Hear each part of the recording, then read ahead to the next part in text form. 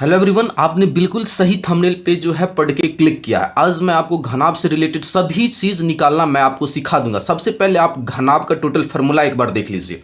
पहला फार्मूला, अगर आपको घनाभ का क्षेत्रफल बोला जाए तो क्षेत्रफल को हम दो तरीका से निकालते हैं, पहला वक्र और दूसरा संपूर्ण।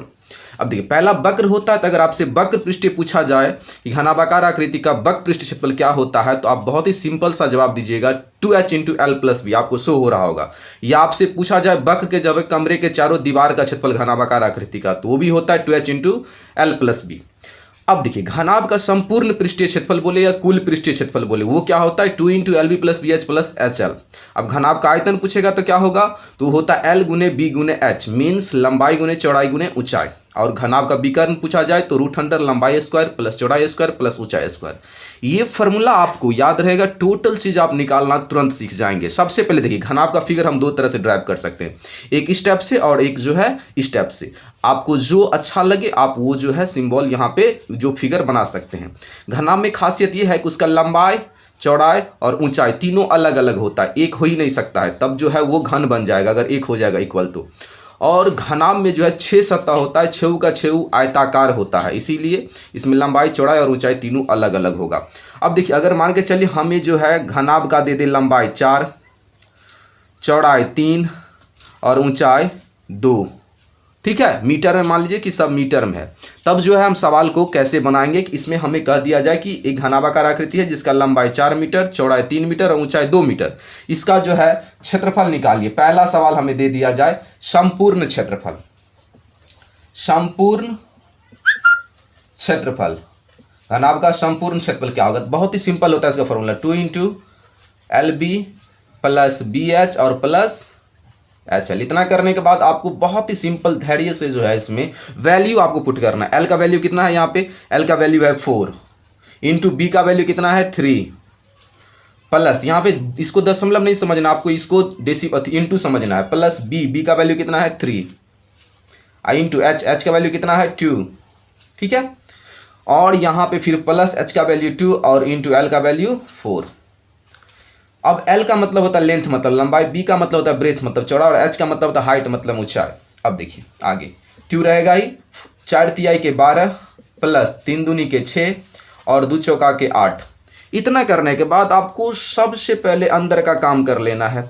12 8 20 और 6 26 हो जाएगा, होगा कि नहीं, 12 6 18 18 और 8 कितना हो जाएगा 26। अब इस दोनों को गुना कर दीजिए, 2 6 के 12 कैरी का 1, 2 दूनी के 4 और 1 5।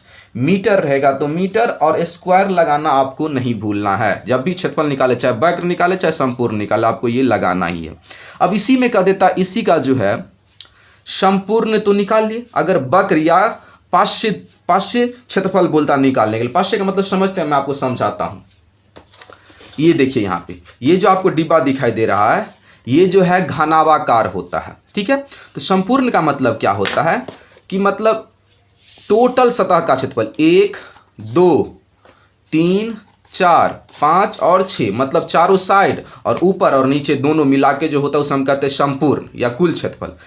कमरे के चारों दीवार या वक्र पृष्ठ क्षेत्रफल क्या होता है घनाभाकार का, मतलब चारों दीवार ले लेंगे रूम का, और ऊपर वाला छत और नीचे वाला जिस पर फर्श रहता है जमीन, उसको छोड़ देंगे, तो उसे हम कहते हैं कमरे के चारों दीवार का क्षेत्रफल या घनाभाकार आकृति के वक्र पृष्ठीय क्षेत्रफल। मतलब ये वाला छोड़ देंगे छत और नीचे वाला जो जमीन रहता है उसको छोड़ देंगे, और चारों दीवार का जो निकालते हैं उसका फॉर्मूला क्या होता है वो देख लीजिए, बहुत ही सिंपल होता है वो भी। घनाभाकार कमरे के चारों दीवार का क्षेत्रफल, कमरे के चारों दीवार का क्षेत्रफल। अब यहाँ पे आप लिख सकते हैं घनाभाकार आकृति का वक्र पृष्ठीय क्षेत्रफल, या कमरे के घनाभाकार कमरे के चारों दीवार का क्षेत्रफल, या घनाभाकार आकृति के वक्र पृष्ठ क्षेत्रफल। यही फॉर्मूला लगेगा 2h into L plus B, बस हो गया। 2h का वैल्यू कितना है, h का वैल्यू देखिए यहाँ पे 2 डाला हुआ है, ठीक है, 2 यहाँ पे जो है, यहाँ पे देखिए 2 डाला हुआ है, दिखाई दे रहा है यहाँ पे 2, ये वाला 2, ठीक। अब देखिए यहाँ पे h का वैल्यू 2 इंटू एल का मान कितना है 4 और प्लस बी का मान कितना है 3। अब दोनों को इंटू कर दीजिए, 2 दूनी के 4 और 4 और 3 7, दोनों को गुना करने पर 7 चौका का 28 मीटर है तो मीटर स्क्वायर। इसका जो वक्र पृष्ठ क्षेत्रफल होगा या चारों दीवार का क्षेत्रफल होगा वो 28 मीटर स्क्वायर होगा। हमने दो चीज निकालना सीखा, संपूर्ण और वक्र घनाभाकार आकृति का। अब देखिए यहाँ पे चाहे वो आपका घनाभाकार रूम हो, उसका जो है संपूर्ण क्षेत्रफल निकालेगा तो मतलब चारों दीवार जो रहता है घर का वो, ऊपर में का छत और नीचे वाला जिस पर जमीन रहता है, जिस पर हम पाँव रखते हैं, वो सब मिल जा, ऊपर वाला नीचे वाला चारों दीवार मिल जाता है तो संपूर्ण कहलाता है। तो घनाभाकार आकृति के संपूर्ण क्षेत्रफल ऐसे नहीं, और नीचे वाला जमीन और ऊपर वाला छत छोड़ दीजिएगा तब निकालिएगा तो ये 2h × L + B, जिसे हम कमरे का दीवार का क्षेत्रफल बोलते हैं या घनाभाकार आकृति का वक्र पृष्ठ क्षेत्रफल। ठीक है, अब यहाँ पे ध्यान दीजिए, संपूर्ण पृष्ठ क्षेत्रफल को इंग्लिश में कहते हैं TSA, टोटल सरफेस एरिया, और कमरे के चारों दीवार मतलब वक्र क्षेत्रफल कहते हैं CSA, कर्व्ड सरफेस एरिया। ठीक है, अब चलिए हम अगर इसी फिगर का हमें कह दिया जाता कि आयतन बताओ कितना होगा, इसी फिगर का हमें कह दिया जाता कि आयतन बताइए कितना होगा। फिगर को थोड़ा इधर से जो है ना क्लीन करते हैं। अब देखिए यहाँ पे मान लीजिए हमें कोई घनाभाकार आकृति दे दिया जाए ऐसे करके, यहाँ पे ध्यान दीजिएगा, ये ऐसे ये घनाभाकार फिगर है। यहाँ पे L दे दिया जाए 5 मीटर, B दे दिया जाए 3 मीटर और H दे दिया जाए 2 मीटर। ठीक है, अब इसका हमें बोलेगा आयतन बता। आयतन बोले तो वॉल्यूम। वॉल्यूम क्या होता है, बहुत ही सिंपल होता है। कोई भी घनाभाकार डब्बा है उसमें कितना सामान या मटेरियल अटेगा वो होता है उसका आयतन। जैसे ये मेरे पास एक बोतल है, इस बोतल में जितना दवा अटेगा वो दवा इस बोतल का वॉल्यूम होगा, आयतन होगा। अगर मेरी बात से आप सहमत है तो चैनल को सब्सक्राइब जरूर कीजिएगा। आयतन समझ में आया आपको? जैसे मान के चलिए मेरे पास इंक का डब्बा है तो इस डब्बे का आयतन क्या होगा, जितना इसमें इंक अटता है वो इस डब्बे का आयतन होगा। ठीक उसी तरह से अगर हमें घनाभाकार डिब्बे का आयतन निकालना है तो उसके लिए एक फार्मूला होता है, बहुत ही सिंपल।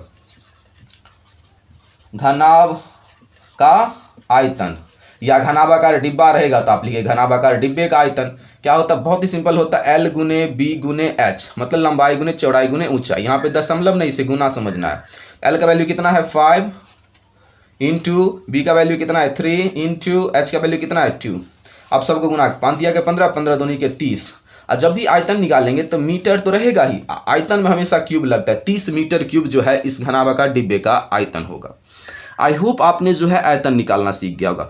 घनाभाकार आकृति का आयतन ऐसे बोल निकाले। अगर कहता घनाभाकार डिब्बे, कार्टून, साबुन तो आप लिखते घनाभाकार साबुन का आयतन, घनाभाकार डिब्बे का आयतन, घनाभाकार बॉक्स का आयतन, घनाभाकार डोल का आयतन, घनाभाकार कार्टून का आयतन, लेकिन फार्मूला यही लगेगा, वैल्यू हम ऐसे ही पुट करेंगे। ठीक, अब चलिए इसी में हमें कह दिया जाए कि इसका विकर्ण क्या होगा। विकर्ण बोले तो डायगोनल। ठीक है, डायगोनल मतलब बहुत ही सिंपल होता है। जैसे मान के चलिए आपके पास एक कमरा है, ये घनाभाकार कमरा है मान लीजिए।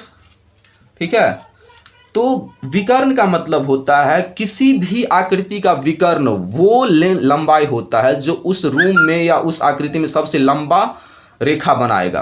तो आपसे एक रूम है आपके पास, जिस रूम में आप अभी बैठे हैं उस रूम में जो सबसे लंबा डंडा जो अटता है उसे ही हम कहते हैं विकर्ण। तो अगर आपका कमरा घनाभाकार है तो उसका विकर्ण निकालना कैसे है, तो आपको फार्मूला लगाना है। और विकर्ण सबसे लंबा डंडा होता है, कोना कोनी जो डंडा अटता है ना वो होता है उस रूम का सबसे बड़ा डंडा, जिसे हम कहते हैं डायगोनल। ठीक है, तो उसे हम कहते हैं डायगोनल, विकर्ण कहते हैं। तो इसको निकालने के लिए बहुत ही सिंपल सा तरीका है कि अगर आपसे पूछ दिया जाए कि घनाभाकार किसी भी चतुर्भुज में या कोई भी जो है 3D या 2D फिगर हो उसमें सबसे बड़ा डंडा कौन सा अटेगा, तो बोलेंगे विकर्ण। तो अगर आपको घनाभ का विकर्ण निकालना है तो ऐसे निकालेंगे। विकर्ण निकालना बहुत ही फार्मूला लगाई, क्या चीज़ होता है, √अंडर लंबाई स्क्वायर प्लस चौड़ाई स्क्वायर और प्लस ऊंचाई स्क्वायर हो गया।